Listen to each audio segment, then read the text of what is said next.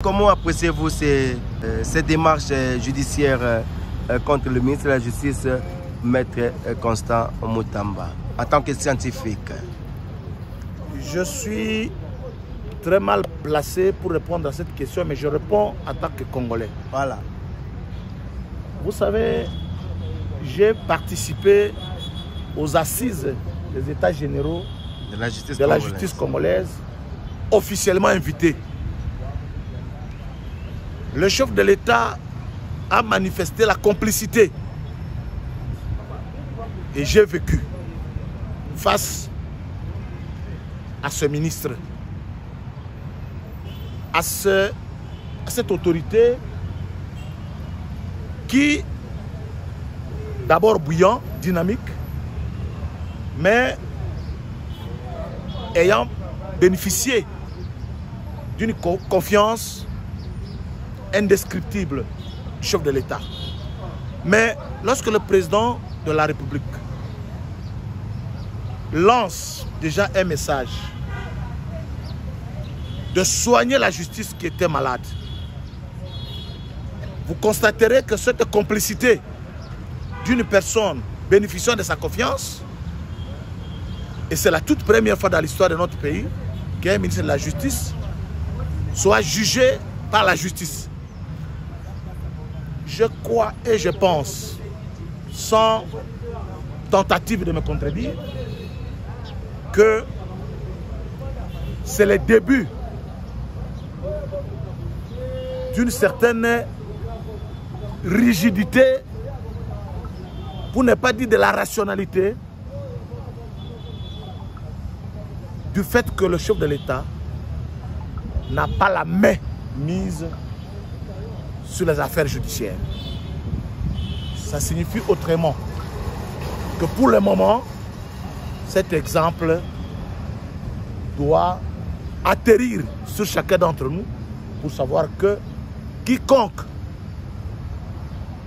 fera face à la justice n'aura que la justice pour dire la justice.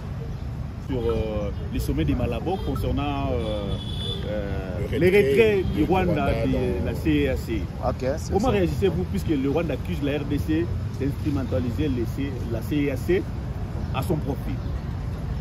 Monsieur le journaliste, j'ai du mal à réagir, comme je vous dis, lorsque les faits réagissent d'eux-mêmes. Bien avant, je peux même reculer au premier mandat du président de la République, Félix Antoine Tshisekedi Tshilombo. Il a été accusé à tort de faire le tour du monde dans le cadre de la perte du temps face à une diplomatie non productive. Alors qu'aujourd'hui, personne ne peut le contredire que le temps lui a donné raison. Hier, le Rwanda était un pays, je peux dire puissant, avec un lobby pénétrant, avec de puissance agencée autour de sa position pour prouver qu'il était le centre de l'Afrique centrale, le centre de la région des Grands Lacs. Mais avec Fachi Béton, le Rwanda est désarticulé, décontenancé. C'est ce qui fait que si on ne sait pas dire merci au président Félix Antoine Tshisekedi Tshilombo par rapport à ça, je crois que même les ancêtres seront prêts à maudire la nation. Merci. Le retour de la paix à l'est de la République. Je crois un voyage de 1000 km commence par un pas. Et je peux vous dire qu'aujourd'hui, nous ne sommes plus à un pas, nous sommes à plusieurs kilomètres. Le fait d'arriver à plusieurs kilomètres, on peut déjà observer la montagne de la paix à une distance moindre. Oui, et Cordon, vous êtes à la tête de cette centrale énergétique. Vous avez proposé la création du premier prototype congolais pour avoir les satellites propres congolais, mais les dossiers semblent être oubliés ou soit qu'est-ce qui vous bloque jusqu'à présent? Merci bien. Je suis le précurseur de la conception, fabrication des engins spatiaux dans notre pays. Et vous n'allez pas ignorer que nous ne sommes plus dans les discours. De manière solennelle et en présence de toutes les autorités de la République, le PNRST, c'est dont vous faites allusion, dont je suis coordonnateur national, a présenté un prototype expérimental d'un satellite propre à la République démocratique du Congo, qui a pu balayer un rayon de visibilité de 75 à 100 km. Le logiciel, le capteur, le récepteur conçu localement avec les émetteurs, ce qui a été une prouesse qui n'a jamais existé dans notre pays, pour ne pas parler de l'Afrique centrale.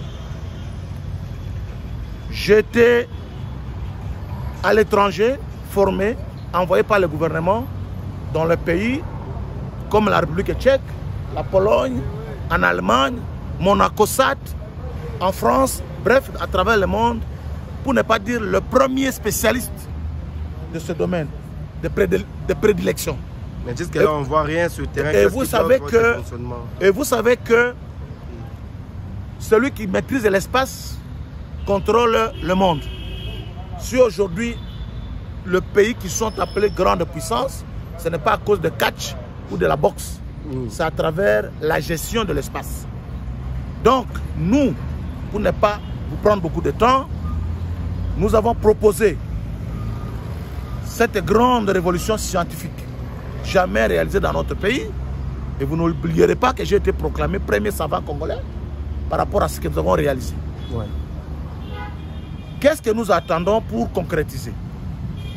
On ne va pas concrétiser cela avec les papiers duplicateurs, avec le fer d'oignon, avec le ail qu'on achète au marché pour faire une bonne cuisine. Mais il faut des moyens. Aujourd'hui, si nous avons le moyen qu'il faut, je peux vous garantir qu'on ne parlera plus jamais de l'insécurité dans notre pays. Parce que nous devons monter des drones kamikazes, des drones porteurs, des drones à ogive, des drones de surveillance et des drones brouillard et anti-brouillard. Nous allons monter des nanos, des micros, des moyens de grands satellites. D'ailleurs, mon service se prépare à lancer le premier satellite de la RDC en 2026 si tous les moyens sollicités déjà sont à disposition. Sans oublier que je fais partie du club spatial européen qui venait de lancer l'année passée un nanosatellite avec décryptage des images au sol. Mais donc elle pense que votre budget était exorbitant pour réaliser. Peut-être c'est ce qui bloque. Ils ne pouvaient pas revoir le budget et proposer, estimer déjà combien pour réaliser ce projet. D'abord, je vais vous dire une vérité qui va choquer le monde. Je suis le premier Congolais à avoir proposé cette révolution scientifique. Et vous savez que lorsque nous avons proposé cette réalisation, pendant qu'on avançait avec ça, il y a un ministre qui a pu faire le doublure de notre service pour anéantir notre activité dans l'intérêt de sa ventricule, si ça existe. Vous parlez de ministre des recherches scientifiques. Ou ventriculité. Et c'est ça qui tue la nation. Je peux vous garantir que à ce jour, les parlementaires se sont mobilisés pour dire pas question, on est revenu sur les rails pour que ce programme ait le moyen de ses ambitions. Tenez, tant que nous n'avons pas un satellite congolais de drone de sécurité nationale, notre Congo qui est le géant au centre de dans l'Afrique et du monde sera toujours victime de ce que nous appelons la prédation de nos ressources. Merci, merci. Et il y a quelque chose que je vais ajouter. Parce que vous m'avez posé une question de savoir pour que le pays marche, quelle est la chose la plus importante comme recette que vous donnez à la nation. Moi, j'ai une recette qui va étonner tout le monde. Laquelle? Je voudrais que le Congo n'ait qu'au moins 3 partis politiques. Et là, ça va toucher beaucoup de gens. Pourquoi? Parce que nous sommes aujourd'hui à presque 900 partis politiques. Tout le monde, et ça, c'est très important à considérer que c'est l'originalité de ma part. Tout le monde qui vient issu d'un parti politique, devenu ministre, la première des choses à faire, c'est créer un parti politique. Or, le parti politique exige des moyens. Il doit l'installer à travers la République. En lieu et place de réfléchir la nation, la meilleure manière que le monsieur fait, c'est recevoir dans son cabinet, soit le secrétaire général de son parti politique, ou les membres de son parti politique, pour redynamiser ces partis politiques. Et chaque fois qu'il y aura des gouvernements qui viennent, ce sont des partis politiques qui se multiplient. Et parce que les partis politiques, je peux vous dire que si nous continuons de cette allure, nous pouvons atteindre déjà 5 à 10 000 partis politiques en moins de 10 ans. Merci, merci. Alors que si on a 3 partis politiques, les gens peuvent se regrouper autour des idéologies. Merci. Et les détournements, les vols, l'arc. Donc, je peux parler de l'arcase. Voilà. Et même le déchiquetement de l'État par rapport aux égos, à l'égoïsme des malfrats va diminuer.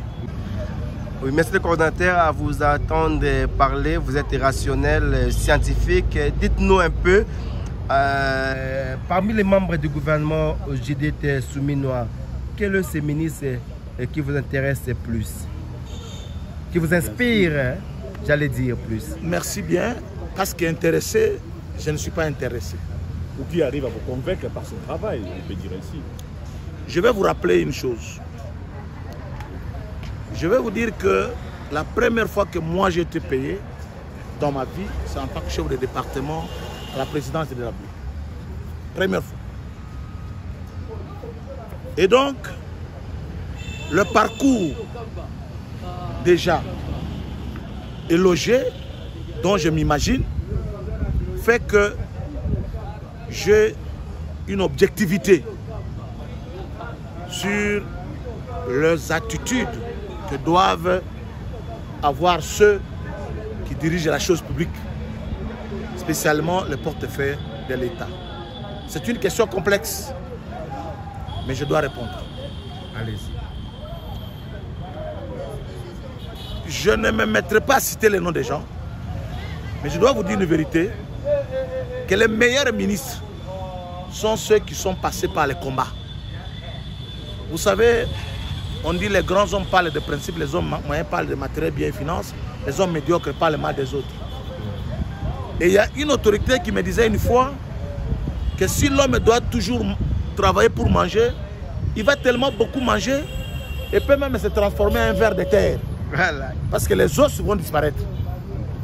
Et il y a quelqu'un d'autre, parce que je lis tellement beaucoup, qu'un autre auteur ajoute, dans la vie, avancer c'est mourir, reculer c'est mourir, mais mieux vaut avancer et mourir dignement.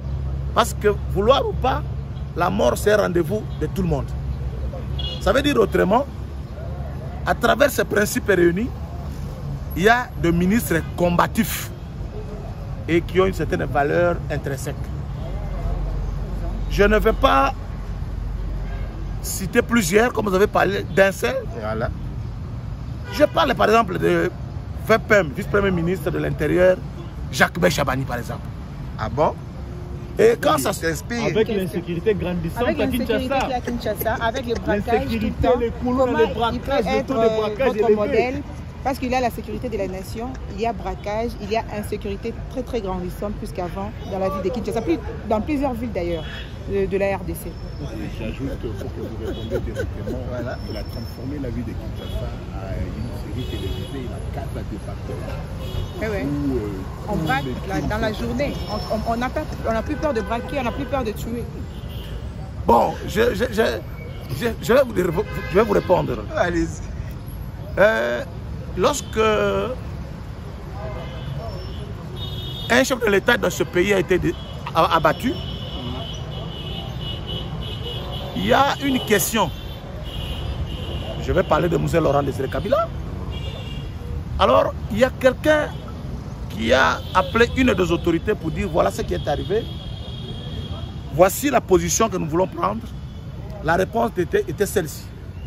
Il ne faudrait pas que nos actions conduisent... il ne faudrait pas que nos émotions conduisent nos actions. Je ne voudrais pas que vous puissiez agir par émotion, en lieu place d'agir par rationalité. Je vous ai dit que j'ai eu le temps de rencontrer et d'approcher plusieurs de notre ministre. Parce que vous avez parlé d'un seul. Puisqu'il y a des faits, nous ne sommes pas dans l'émotion, puisqu'il y a des faits qui se font. Il y a des braquages, il y a des tueries, il y a l'insécurité dans toutes les provinces. Madame, je peux vous répondre. Même ici au Katanga. C'est pour cela que nous ne disons pas nous ne parlons pas des émotions, nous parlons des faits. Madame, je comprends. L'émotion était si grande que votre réaction commence à me faire peur. Parce que c'est moi qui donne la réponse, alors que ce sont vos questions. Si vous m'avez parlé de 2-3, j'aurais dit. Pourquoi je dois vous dire ça? Vous savez que la sécurité, c'est un domaine complexe. Le vice-premier ministre, ministre de l'Intérieur, ne peut pas se retrouver, au moment où je vous parle, pendant qu'il est à Kolwezi, se retrouver à Massina, pendant qu'il est à Kolwezi, commencer à sécuriser Lubumbashi, commencer à sécuriser Kananga, Kasaï Central, Kasaï. Ça veut dire que la sécurité, c'est une affaire de tout le monde. Et ça exige aussi une émulation. Tenez, si vous parlez de Koulouna,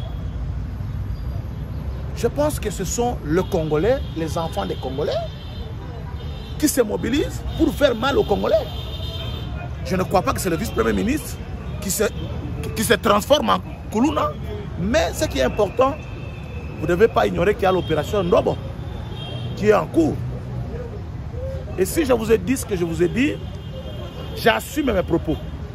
C'est quelqu'un qui aime le pays, c'est quelqu'un qui a un nationalisme avéré, c'est un patriote nationaliste qui est dans la voie, pour ne pas dire qui a emprunté et est resté dans le chemin ou le chantier ou les sentiers construits par le Sphinx de Limité, notre héros national, Tshisekedi, Etienne Tshisekedi Wamulumba. Et c'est à ce titre qu'en voyant ce don, il est en train de réaliser comme prouesse. Je ne dis pas ce qu'il fait, mais au-delà de ce qu'il fait, parce que l'homme se caractérise d'abord par sa pensée, par sa vision. Mais il ne saura pas matérialiser sa vision s'il n'y a pas l'accompagnement de tous les services. Et au moment où je vous parle, je peux même vous rappeler qu'il est le premier pour avoir déposé une loi à l'Assemblée qui mobilisera de fonds suffisants, permettront à la police et aux autres services d'agir selon la politique de leur mission. Il y a d'autres raisons que je préfère ne pas étaler ici. Si vous m'aurez posé la question de savoir en dehors de lui, il y en a combien, je pouvais avancer. Merci. Mais ça, c'est mon point de vue. Merci. Et Merci, on le j'assume. respecte. Merci. Merci beaucoup. Je suis Dr Blaise Ouambayechi, coordonnateur national de la Centrale de sécurité numérique et spatiale de la RDC. Aujourd'hui, je suis à Kolwezi en tant qu'expert national pour participer à la conférence de gouverneurs que va présider le président de la République, chef de l'État, Antoine Tshisekedi Tshilombo. Notre, je peux l'appeler héros national vivant. Pourquoi? Parce que c'est quelqu'un qui inspire aujourd'hui la combativité pour un pays émergent, développé, puissant et libre. Nous sommes arrivés pour participer dans l'ensemble sur ce qui concerne la nation congolaise. Voilà.